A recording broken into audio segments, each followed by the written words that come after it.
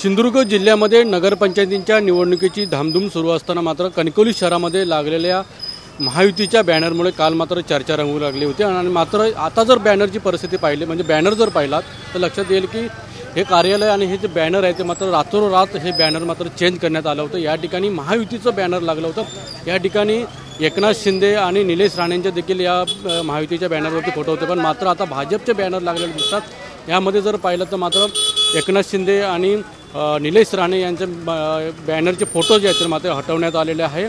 सध्या सिंधुदुर्गामध्ये राजकीय रंग देताना पाहायला मिळते। सध्या सिंधुदुर्गामध्ये महायुती होणार की नाही होणार हे आता पुन्हा एकदा स्पष्ट होऊ लागले की सिंधुदुर्ग जिल्ह्यामध्ये महायुती कणकवलीमध्ये होणारच नाही असं सध्या जे चित्र आहे ते मात्र सध्या दिसते। त्यामुळे सिंधुदुर्गामध्ये राजकीय शिमगा मात्र या निवडणुकीच्या कालावधीमध्ये नक्कीच पाहायला मिळेल। त्यामुळे जे नारायण राणे देखील म्हणाले होते की सिंधुदुर्ग जिल्ह्यामध्ये महायुती होणार की त्यांच्या शब्दाला किती महत्त्व दिलं जाणार महायुतीकडून हे सुद्धा देखील मात्र पाहावं लागणार आहे।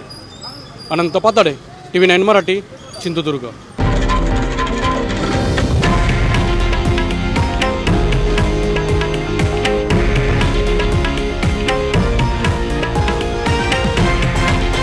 हे आहे देशातील नंबर 1 न्यूज नेटवर्क आणि आपण पाहत आहात TV9 मराठी, एकमेव।